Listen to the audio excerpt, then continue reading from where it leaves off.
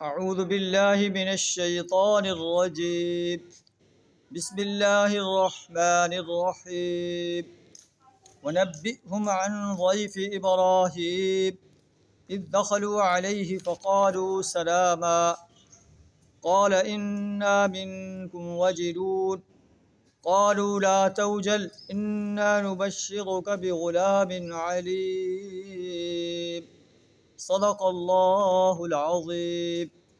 سورہ الحجر آیت نمبر 51 تا 53 آپ کے سامنے تلاوت کی ہے۔ اس میں حضرت ابراہیم علیہ السلام کے مہمانوں کے بارے میں جو فرشتے تھے اور انسانی شکل میں آئے تھے ان کے بارے میں بیان فرمایا جا رہا ہے۔ وَنَبِّئْهُمْ عَنْ ضَيْفِ إِبْرَاهِيمَ، اے نبی صلی اللہ علیہ وسلم انہیں ابراہیم علیہ السلام کے مہمانوں کا قصہ سناؤ۔ اذ دخلوا علیہ فقالوا سلاما، جب ابراہیم پر داخل ہوئے تو انہوں نے سلام کہا۔ ابراہیم علیہ السلام نے کہا انا منکم وجلون، ہمیں تم سے ڈر لگتا ہے۔ انہوں نے کہا لا توجل، ڈرو نہیں۔ ڈر اس لیے لگتا تھا کہ ابراہیم علیہ السلام نے ایک بنا و بچڑا ضیافت کے لیے ان کے سامنے پیش کیا، انہوں نے آپ کی ضیافت کو ہاتھ نہیں لگایا تو وہ ڈر گئے کہ یہ دشمن ہیں۔ تو انہوں نے کہا لا توجل، اے ابراہیم آپ ڈرے نہیں، انا نبشرک بغلام علیم، ہم تمہیں ایک غلام علیم کی خوشخبری دیتے ہیں۔ آپ فرمایا کہ کیا تم مجھے خوشخبری دیتے ہو اس وقت جب مجھے بڑھاپا جو ہے آ چکا ہے؟ کیسے تم مجھے خوشخبری دیتے ہو؟ انہوں نے کہا بشرناک بالحق، ہم آپ کو حق کے ساتھ خوشخبری دے رہے ہیں۔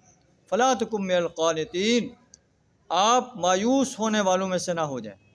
آپ فرمایا کہ اللہ کی رحمت سے جو ہے گمراہوں کے سوا کون مایوس ہوتا ہے؟ پھر آپ نے پوچھا فما خطبکم ایھا المرسلون، اے فرستادگان الہی تمہاری کیا مہم ہے؟ کس مہم پر تم تشریف لائے ہو؟ انہوں نے کہا ہمیں ایک مجرم قوم کی طرف بھیجا گیا ہے جو لوط علیہ السلام کی قوم تھی، مگر لوط علیہ السلام کو ہم نے اللہ کے حکم سے بچا لینا ہے۔ الا امرأتہ، مگر اس کی بیوی جو ہے وہ عذاب میں مبتلا ہو کر رہے گی۔ انہا لمن الغابرین، وہ پیچھے رہنے والوں میں سے۔ آئیے ہم بھی اپنے گریبان میں جھانکیں کہ ہم اللہ کی دعوت کو، اللہ کی توحید کو، رسول اللہ صلی اللہ علیہ وسلم کی رسالت کو اور یوم حساب کو کس حد تک مان رہے ہیں، کس حد تک یوم حساب کے لیے تیاری کر رہے ہیں۔ کہیں ایسا تو نہیں کہ ہم دنیا کے اندر اتنے کھو گئے ہیں آخرت کو سنوارنے کے لیے ہمارے پاس وقت نہیں ہے، اور پھر جب ہم آخرت میں اللہ کے حضور حاضر ہوں تو ہمارے لیے پچھتانے کے سوا کوئی چارہ نہ ہو۔